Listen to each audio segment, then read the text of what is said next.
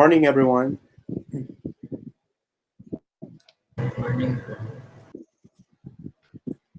So, welcome to our last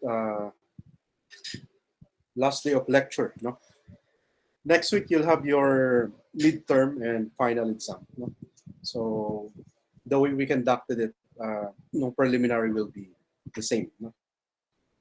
Okay, so I hope you're there and you're ready to listen to the last two modules we're going to finish today. No? So sorry to start the class late, but don't worry, we'll finish yung last two modules natin. Okay? So let me share my presentation with you.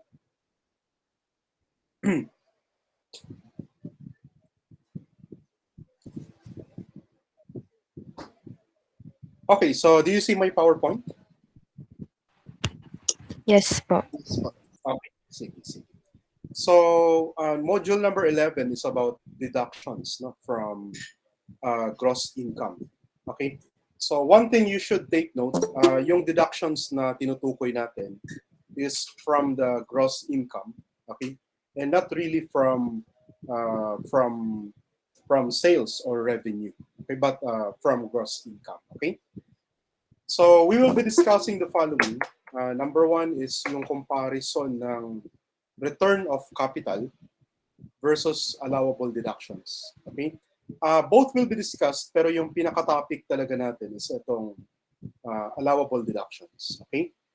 So that will be number two. And finally, we will discuss yung mga non-deductible items, okay?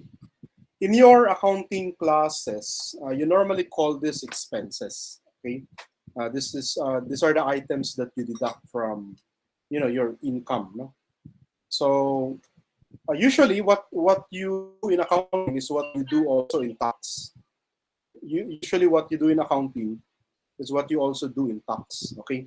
Kasi usually naman yung tax will follow the accounting that you do. Okay? The accounting rules. Okay? I'll just tell you later yung specific rules that you need to observe for taxation. Okay? So, pero let's clarify, no? Ano ba tong return of capital versus yung allowable deductions? Okay? So, return of capital, this is deducted from the proceeds ng sales, okay? To arrive no at gross income. So, items ito of exclusions and not really deductions. Technically there is a difference between exclusion and deduction. But both of them naman will mean that that item is not subject to tax or that is reducing the tax base. Okay? So, yan. So, ang return of capital, again, deducted siya from sales. Okay? Tapos, hindi siya deduction per se, but rather exclusion. Okay? So, hindi siya subject to tax kasi nga dinideduct siya from sales and it's excluded. No? So, ang tinutukoy therefore na return of capital ay yung cost of sales tapos cost of service, meaning yung mga direct cost. Okay? So, yung topic natin is ito talagang allowable deductions. No? So, this is deducted from gross income no? To arrive at the taxable income. So, items of deductions rather than exclusions. So, remove from income subject to tax. Yun yung difference niya. No? Okay? So, we refer to business expenses, bad debts, losses. Okay? So, yung topic natin, which is allowable deductions, ano ang pinipertain natin? Is it before you compute your gross profit or after you compute your gross profit? Before or after gross profit? So, can you type in your answer in the chat box? So,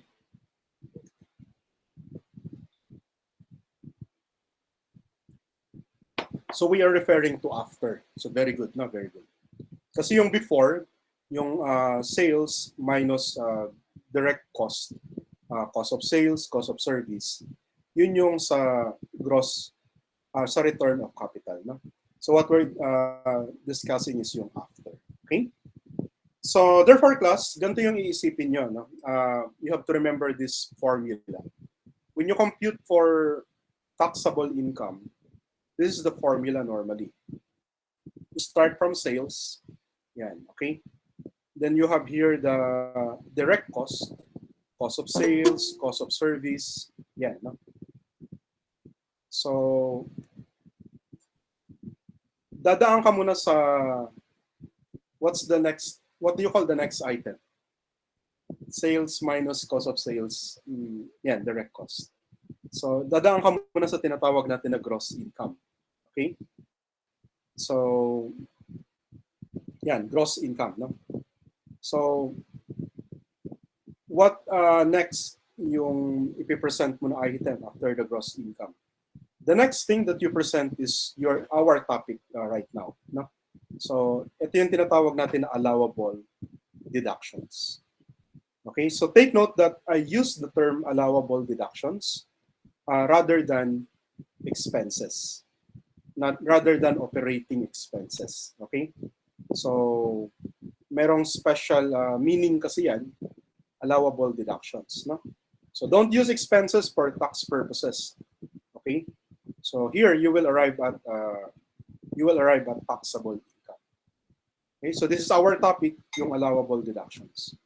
So if one thing I want you to get out of this lecture this morning is never use the term operating expenses for tax purposes. You should use the term allowable deductions. Okay? And you'll see the significance of the term later. Okay? So ito yung tinutukoy natin. So remember this formula, memorize. Okay? Memorize this formula. Okay?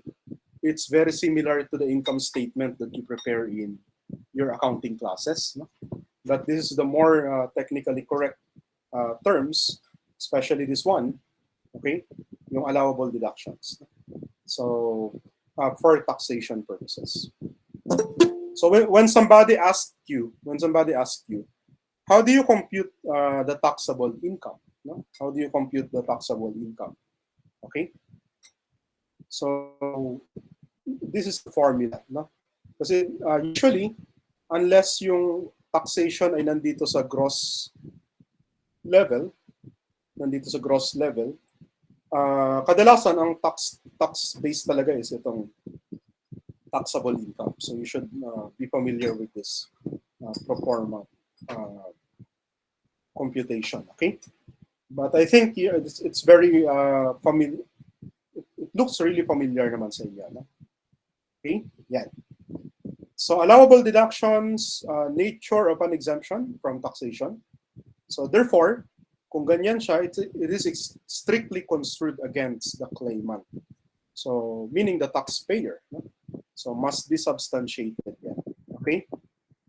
So in reality, what do you think is the right attitude ng mga taxpayer? What do you think is the right attitude ng mga taxpayer? Attitude towards claiming expenses as allowable deduction.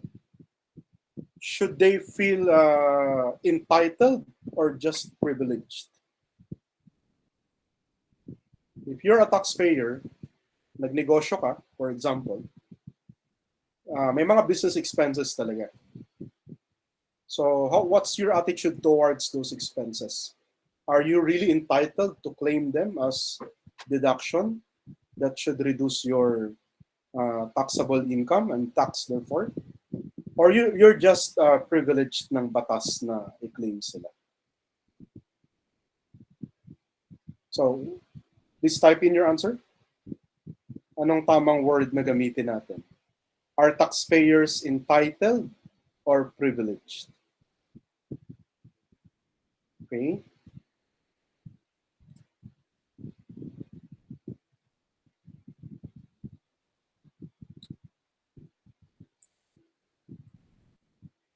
Now, this is a little bit tricky, no?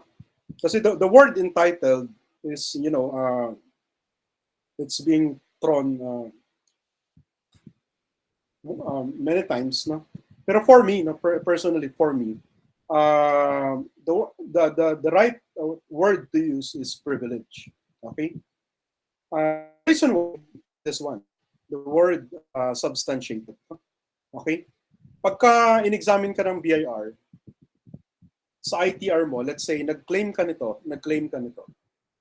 So ito, may mga claim ka na allowable deductions, di ba? Nakadeclare ko sa ITR mo. Diniduct mo sila sa gross income mo. Pag in-examine ka ng BIR, kailangan mong patunayan sa kanila na talagang entitled ka dyan.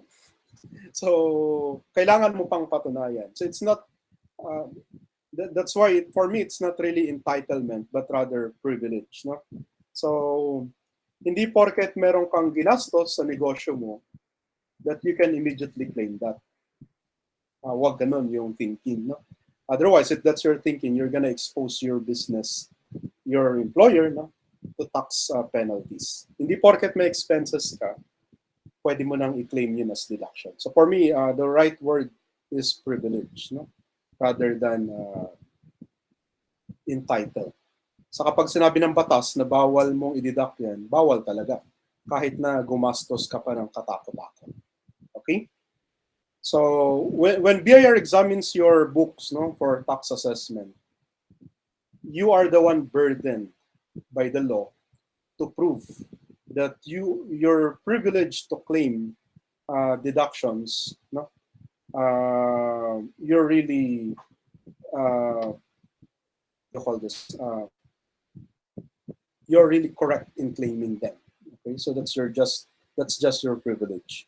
And the BIR, if they see that you did not comply with the requirements, they can remove that privilege, and therefore will assess you for further taxes. Am I clear, everyone? Can you type in sa chat box if yes? Okay. So wag makipagtalo sa BIR ha na wala kang ipapakitang support. So sabihin mo lang, ay normal naman na ginagastos yan, talagang may ganyan. That is not the right attitude, okay? So that will not prosper, kumbaga. That will not be accepted by the authorities. Okay? So don't just say na talagang ginagastos yan sa negosyo to. So kailangan may support ka. Okay? So kinds of deductions. So deductions may be itemized. Okay? This is under section 34A to J of the National Internal Revenue Code. So this is applicable to business profession income. Kasi remember, compensation income is walang deductions yun.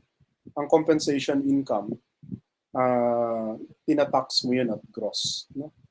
What you remove lang from there, yung mga mandatory contributions to SSS, PhilHealth, Pag-ibig, no? But but you don't deduct expenses, no? Okay? For example, employee ka, hindi mo pwedeng i-deduct sa salary mo yung travel cost mo, no? From your home to your work, your meals. So you cannot deduct them. Pag compensation income, walang deductions yun. So ang binabawasan, business and profession income. Okay? So the other kind of deduction is an optional standard deduction. Okay? So under 34L naman to ng NIRC. So in lieu of itemized deduction. So itong dalawa, pinagpipilian yan. Ang default is itong itemized deduction. Okay? If you choose OSD, you can, no, but you cannot anymore claim itemized deduction. Okay? So you just claim either itemized deduction or OSD. But you cannot claim both, no? Pero kailangan bago mo piliin yung OSD, you really have to signify that. Otherwise, if you don't signify your choice na gumamit ng OSD, then you are by default going to claim itemized deduction. So then there are special deductions under sections 37, 38 ng NIRC. And maybe some special laws like Board of Investment, PEZA, etc. Okay? Class, this is quite a lengthy chapter. No? What I'm gonna do for finish is just I'm gonna discuss with you the important points. Okay, the important points, because generally, what you claim expenses in your accounting classes, no, may be claimed naman yan sa taxation, as long as the rules are followed. No? And I'm gonna give you those rules. Okay. Pero remember, your attitude dapat is you're not entitled. You're just privileged, okay, to claim those expenses as allowable deduction. So what do you think? Is there a possibility na may difference ang accounting expenses mo versus your allowable deduction from taxation? Pwede bang magkaiba ang present mo na expenses sa accounting income statement versus yung claim mo na allowable deduction sa ITR? So what do you think? Yes or no? Pwede bang may yes, may difference? Or no na they would just be equal? So can you type in your answer sa chat box natin?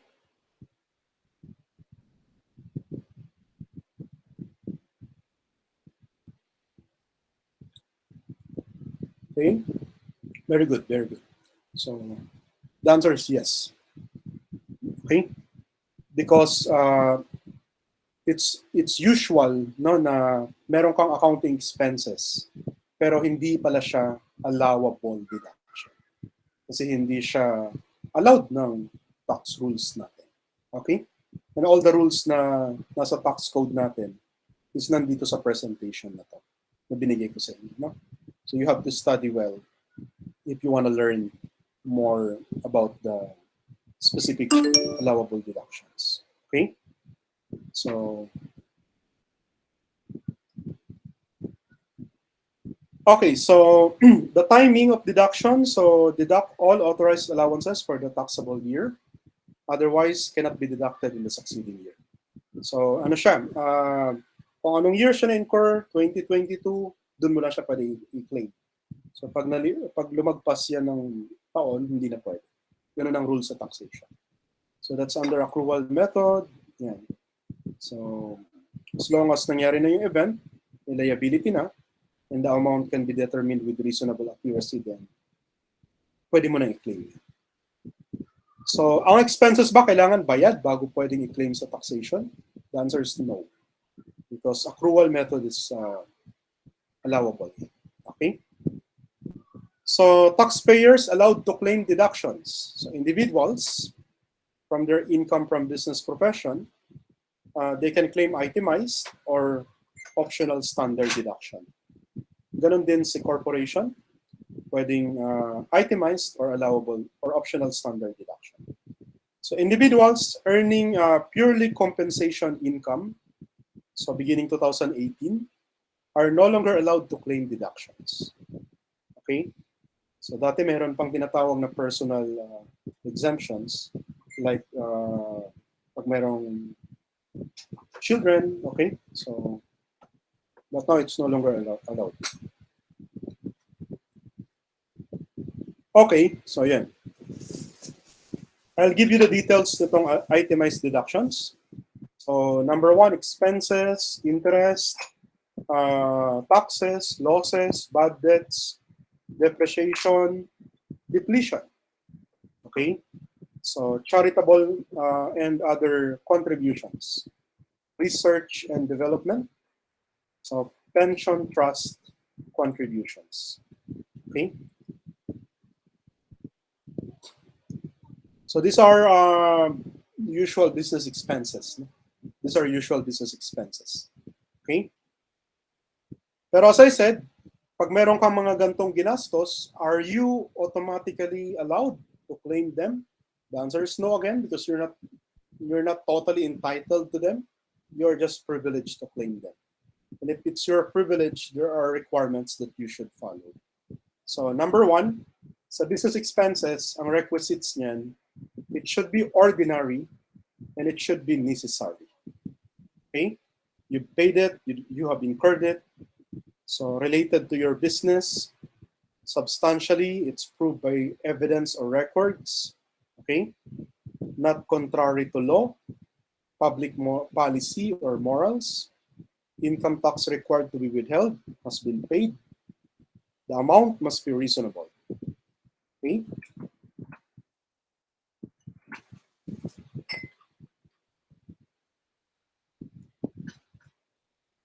So we have illustrative case number 1 dito. No? So Masarap Food Corporation incurred substantial advertising expense in order to protect its brand franchise for one of its line products. Sa kanyang ITR, yan, so the corporation included advertising expense as deduction from gross income, claiming it as an ordinary business expense. So is it correct? What's your answer to this one? Gumastos daw siya ng malaki talaga to kasi substantial, no? Advertising expense. Okay? Ang ginawa niya, claim niya as ordinary business expense. So, tama ba na claim niya yun? So, ito yung sinasabi ko kanina, not because you incurred an expense that you are automatically entitled to that. It's just your privilege and therefore you must follow the requisites. Okay? Anong answer niyo? Tama ba na claim niya yon? Yes or no? Okay? Let's find out. Let's find out.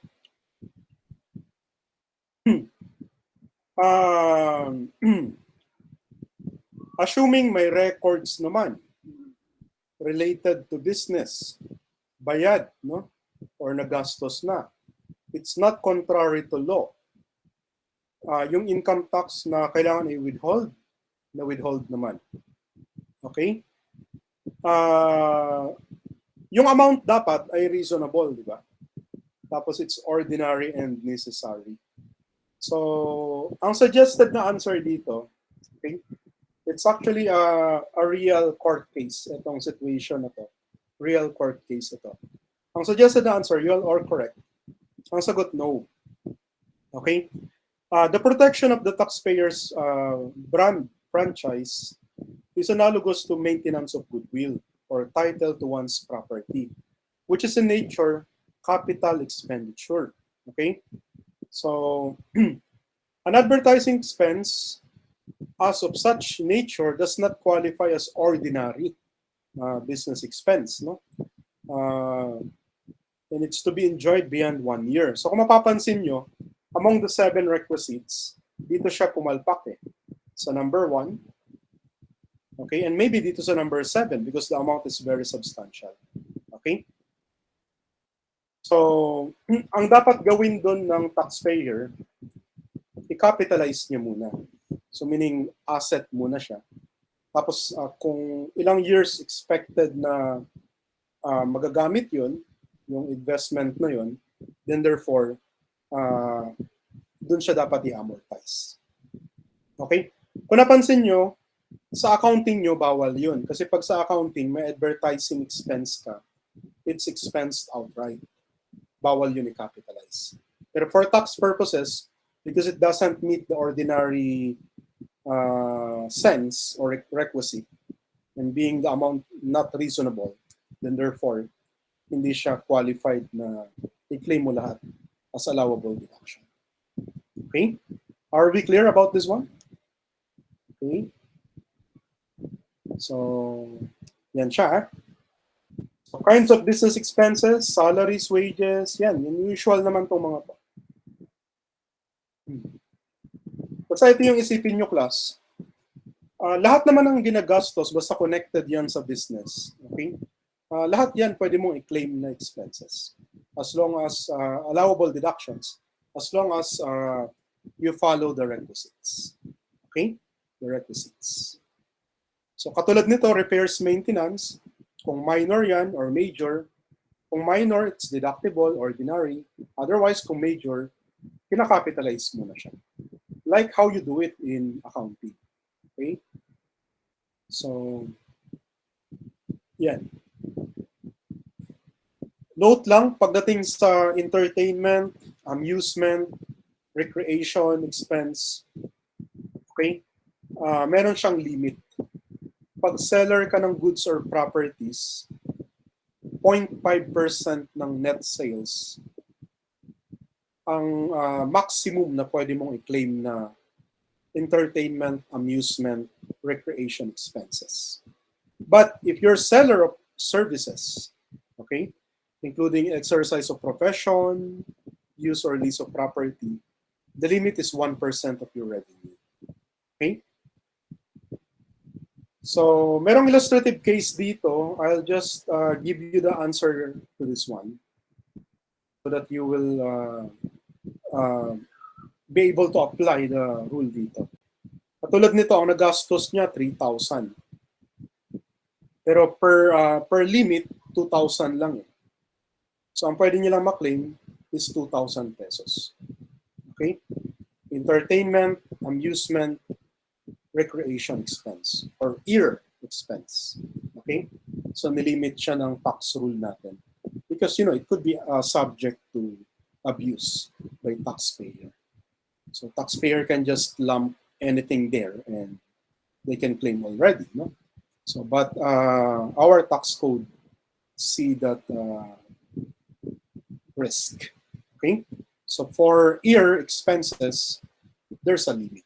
And it depends on whether you're a seller of service or you're a seller of goods or, goods or properties. Okay, so we can remove na this one. So interest, okay, for interest naman, these are the requisites.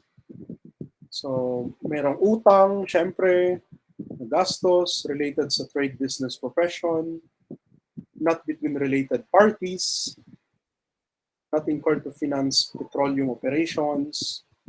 Okay? If related to property acquisition, not capitalized. Because that's your option. Kasi pag kinapitalize mo na, then makiklaim mo na yon as part of the depreciation expense. Okay?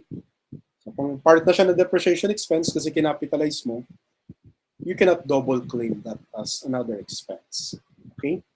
Yeah. Ang gusto kong i-discuss sa inyo sa interest is yung tinatawag na arbitrage. Arbitrage is a limitation. Okay? Interest income, 20% final tax. No? Yung interest expense, 25% ang reduction niya. No?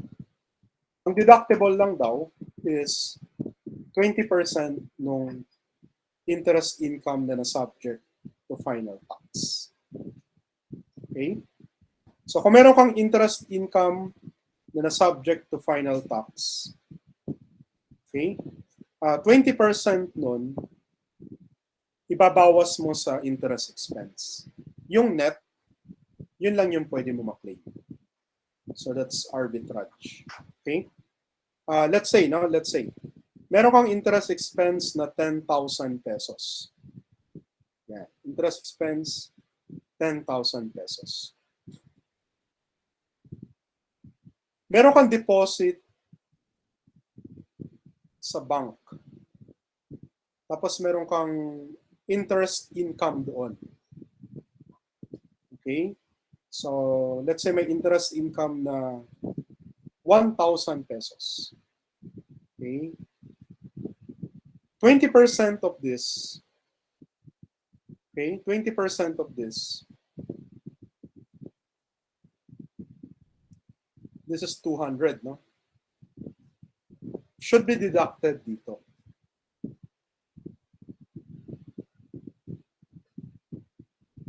So therefore, yung interest expense na allowable deduction mo, it's not really 10,000 pesos, but rather 9,800 800. Okay? The deductible interest expense is reduced by 20% of interest income subjected to final tax. Interest income on deposit sa bank ay na final tax na yan. 20% of that should reduce the interest expense. Okay, so that's what you call interest arbitrage. Okay. May mga non-deductible din na interest expense like yung between related parties. Okay. So just have to learn them and memorize. Okay. You can read na lang these parts. Okay. Ito yung meaning ng related parties, family members, yan, individual and corporation na mayroong 50%, two or more corporations na mayroong 50%. Okay? Ownership. Ito pa yung iba.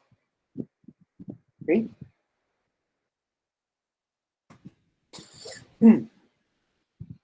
So we go to taxes. Okay? Non-taxable tax refunds and non-deductible taxes. Income tax, for instance, except for French benefit. French benefit is deductible. Okay? Income tax of foreign country, it claimed as tax credit.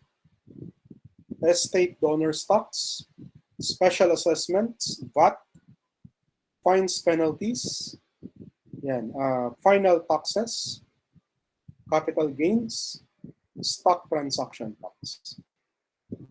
So if a company incurred this nine taxes, no? You're not supposed to claim them as allowable deductions. They're non-deductible.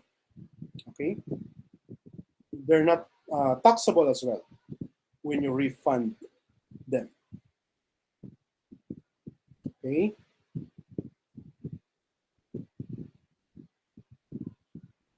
Ito yung tungkol naman sa delinquency. Okay.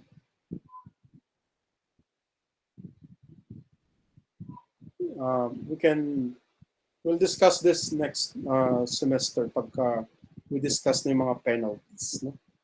You'll relate more to this by that time. Okay, so yun, class, no? And skip na this part. No? These are the itemized deductions. So what I plan to do is to discuss with you na lang the next part. Para hindi naman siya masyadong heavy lang. No?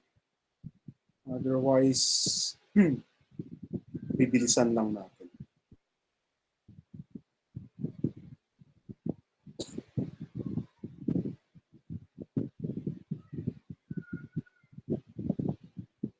Okay, so yun yung examples ng, yun yung content ng itemized deductions, okay? So again, whether you are an individual or a corporation, you're entitled also to claim optional standard deduction, okay? So if you choose that in lieu of itemized deduction. So let's see the details, okay? So optional standard deduction. So can be claimed in lieu of itemized deduction. But again, ito yung default, no? Itemized deduction. So taxpayer. So individual other than non-resident alien. OSD is not exceeding 40%. Ganun din naman sa corporation. Yun nga lang pag individual, ang basis ay yung gross sales. Okay? So no deduction of cost of sales or services. Then pag corporation, gross income yung basis. Okay? So sa GPP and its partner may avail of OSD only once. Okay? election of OSD should be signified in ITR, and therefore it's irrevocable for that taxable year. Question class, if you were the taxpayer, which one would you claim as allowable deduction? Itemized or optional?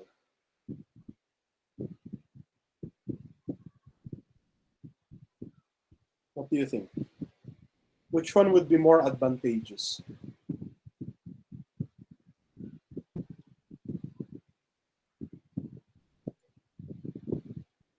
Anyone? Okay, John Lee, optional.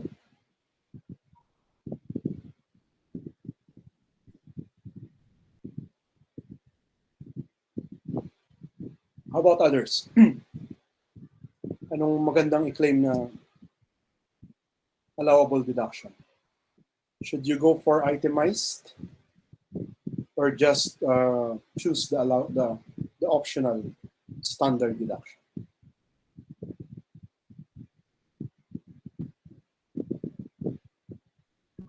Anyone?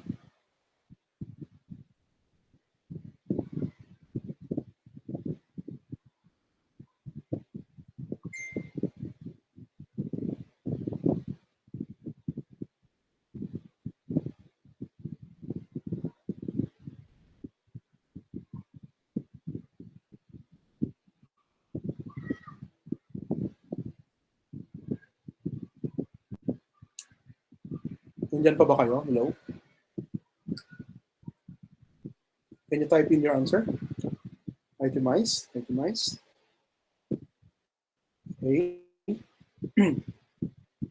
Well, the answer is it depends. Okay? May pros and cons yan, syempre. So, of course, pwede mong i-check kung alin yung mas maliit yung tax mo. Kasi kung maliit yung itemized, you can choose na lang optional para malaki ang madidak mo, di ba? Pero assuming kasi parehas lang naman ng amount, ang pros and cons niya, it depends eh. Pag itemized, di ba kailangan i-follow mo yung requisites? Okay? Pag nag-claim ka ng business expense, may resibo ka dapat. Okay? Should be ordinary, no? So, tapos pagdating pa ng BIR, pwede pang ma-question yan kung itemized yan. Okay? If you are confident that that you can show to the BIR na kaya namang depensahan when they assess you, no? When they question your allowable deduction, and it would really benefit the company. So you can go for itemized deduction. Okay?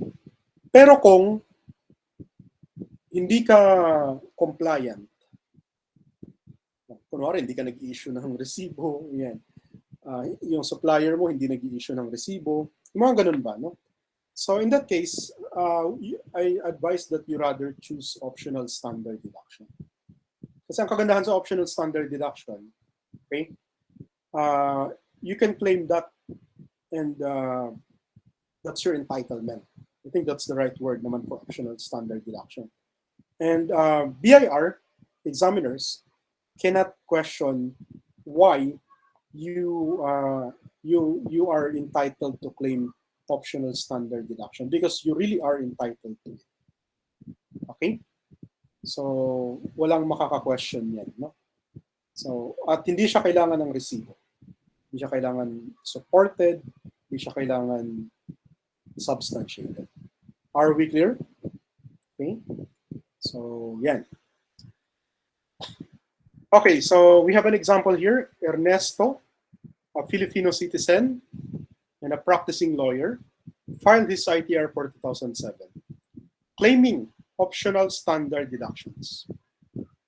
Realizing that he has enough documents to substantiate his profession-connected expenses, he now plans to file an amended ITR for 2007 in order to claim itemized deductions.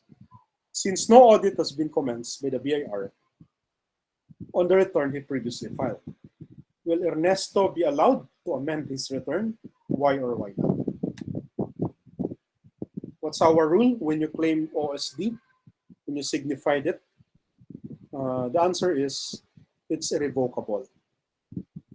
So will he be allowed to claim to amend his return? The answer is no. Okay. Now, special deductions.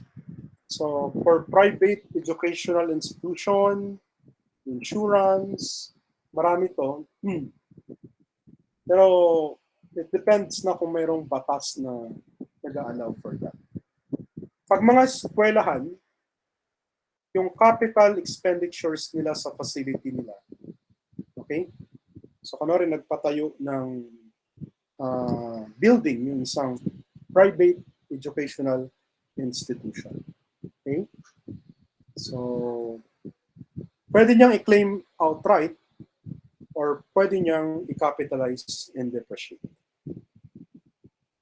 Okay? Special deduction. Insurance, but we will not dwell on this anymore. Medyo special industry ang insurance. Okay?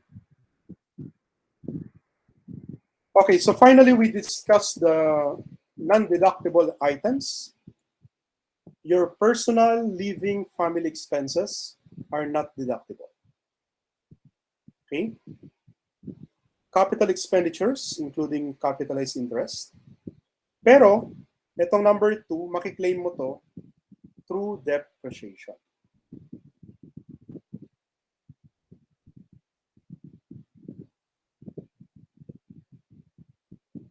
Okay?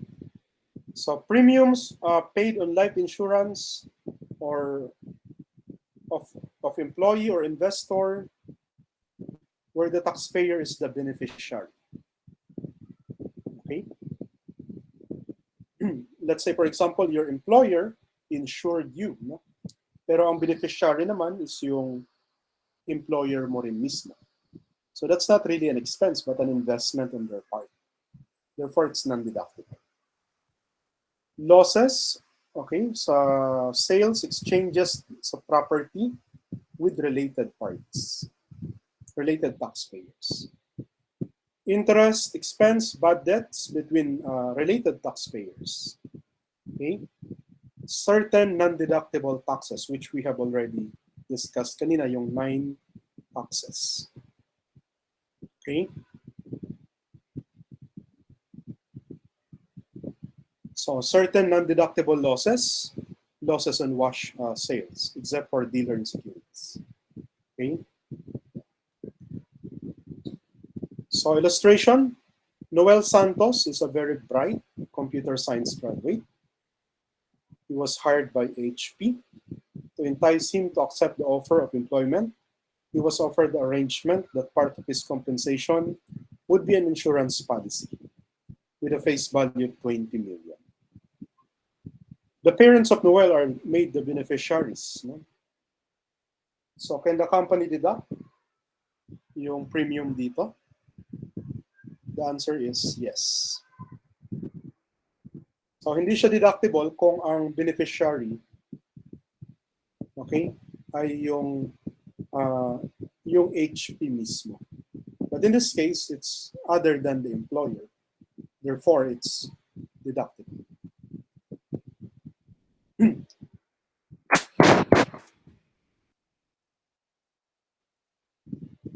So that's all, class, for module number 11. We might not have covered everything, okay? But yung pinaka-importanting points were covered, and you can just read the parts that I have skipped. Okay, would it be okay?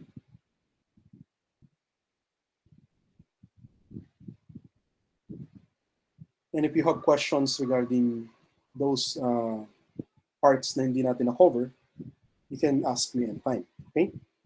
So, read nyo na lang yun, no? But you can apply while you read yung mga yun, yung diniscuss natin. Okay? So, kamusta kayo? Okay lang ba kayo dyan?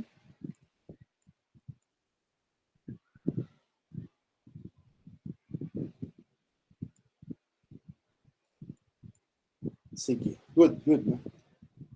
Okay, so we're going to cover the last module, and this is quite short.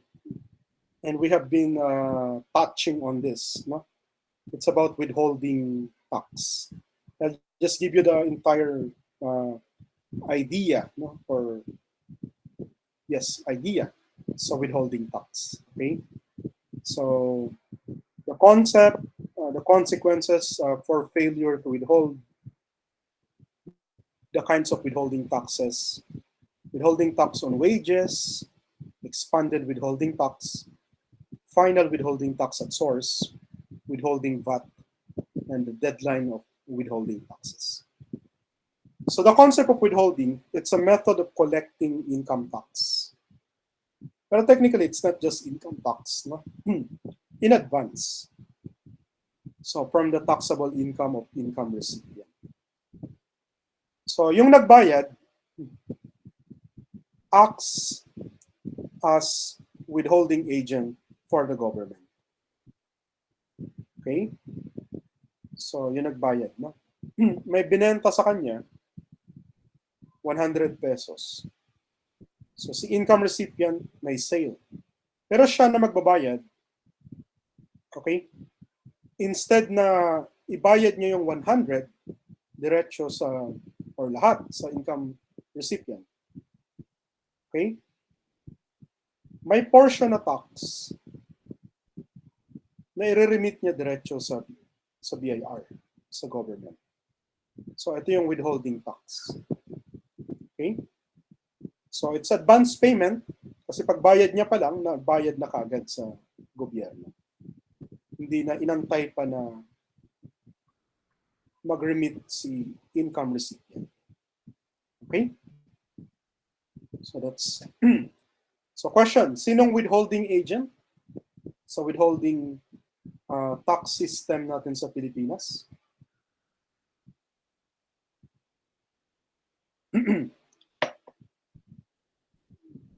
The payor or the recipient of income? It's the payor. So siya ang merong obligation. No? Kaya in reality, complying with withholding tax obligation is quite tedious. Kasi how many transactions, how many disbursement transactions are processed in a day? For example, ni Jollibee. No? Marami, di ba? Marami siyang binabayarang supplier, everything. No? At lahat yun, dapat ay may withholding tax. At ang rates nun, iba-iba. Okay? And it's quite tedious talaga. Kaya dapat part na siya ng sistema talaga ng Jollibee, for example. Okay? So, basta may system naman at may control in place. Kahit tedious yan, magagawa naman. Okay? So, timing, when income payment is paid or payable, or when the income payment is accrued or recorded. Paid, payable, accrued, recorded, okay? Whichever is applicable, okay? Whichever comes first. So payable, ito yung date that the obligation becomes due, demandable, or legally enforceable. So withholding agents, so persons, corporation, mga ganyan. No? Lahat naman pwede. So the importance of that is it encourages voluntary compliance, reduces cost of collection effort, prevents delinquencies, okay? It prevents dry spell in the fiscal condition of the government, okay? Although the system is quite tedious, we really have to comply with it. It's for the government, okay? Consequences pag hindi nag-withhold. You're liable for surcharge penalties, liable for the amount na hindi mo withhold. So any income payment is otherwise deductible will not be allowed. So one of the requirements, diba, is dapat na withhold siya. Okay? There are two kinds of withholding taxes, creditable and final. Creditable is approximation ng tax due. Payee is still required to file. So liability rests primarily with the payee. Okay? Pero pag final na yan, yung in-illustrate ko pala kanina dito, sige, tuloy ko muna. Pag final, full payment na yan. Okay? Ng income tax. Hindi lang siya approximation.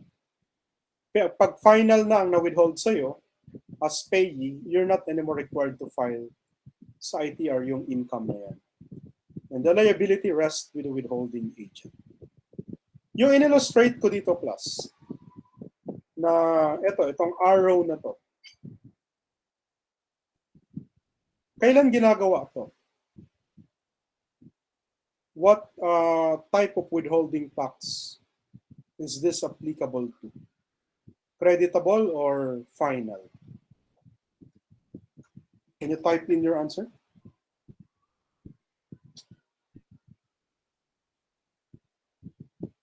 When is the payment to be made pa ng income recipient to government? Okay.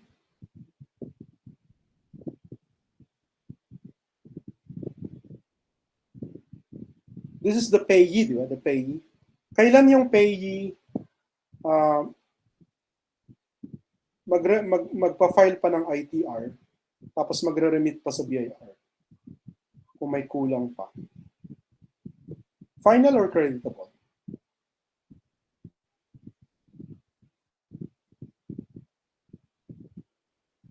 Okay, so good, no? Etong arrow dito, this is applicable na magbabayad pa rin si payee kahit na withholdan na siya. Kung yung withholding dito previously was only creditable. Okay? Kasi kung final na to, itong withholding dito, etong part na to is no longer applicable.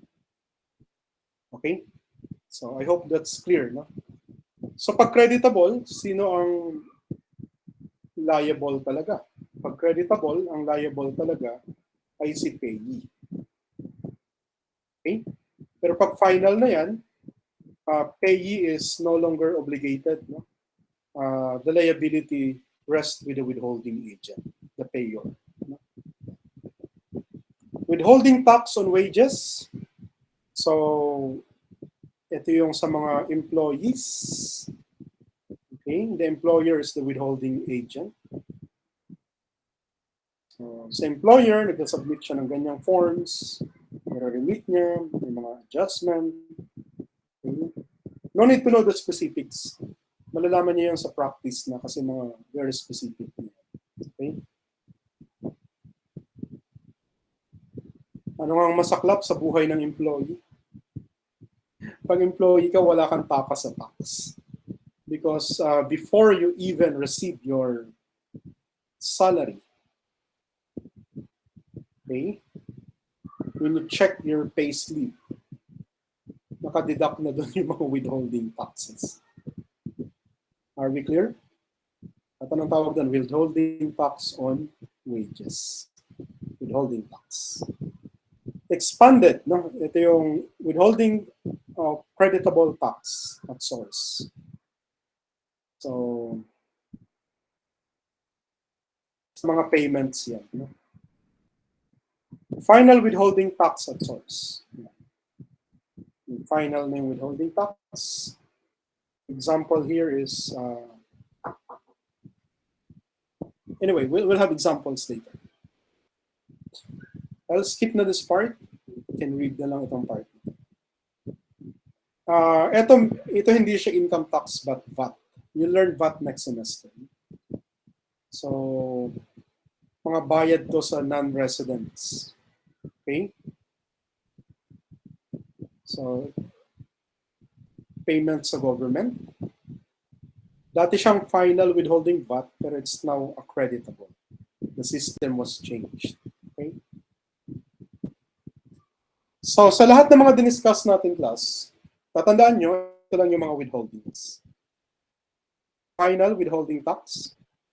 French benefit is also withholding tax. Withholding tax on wages.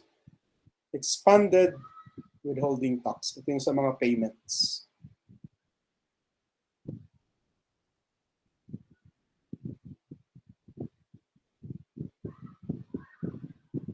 Okay?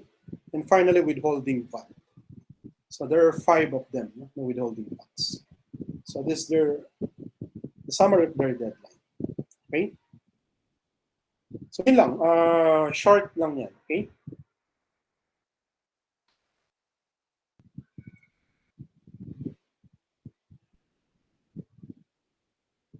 So I guess we finished earlier, although I did not elaborate any more dun sa ibang parts ng deductions, but all of those are nasa presentations. Okay? So do you have any questions or clarifications? Take this chance. This is our last meeting for this semester. Want to clarify something?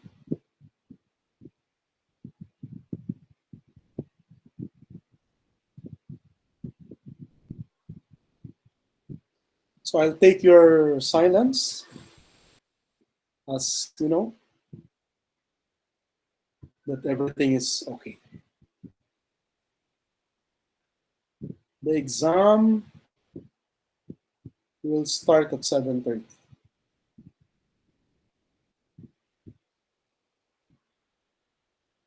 Oh, you want it to be at 9 in the morning.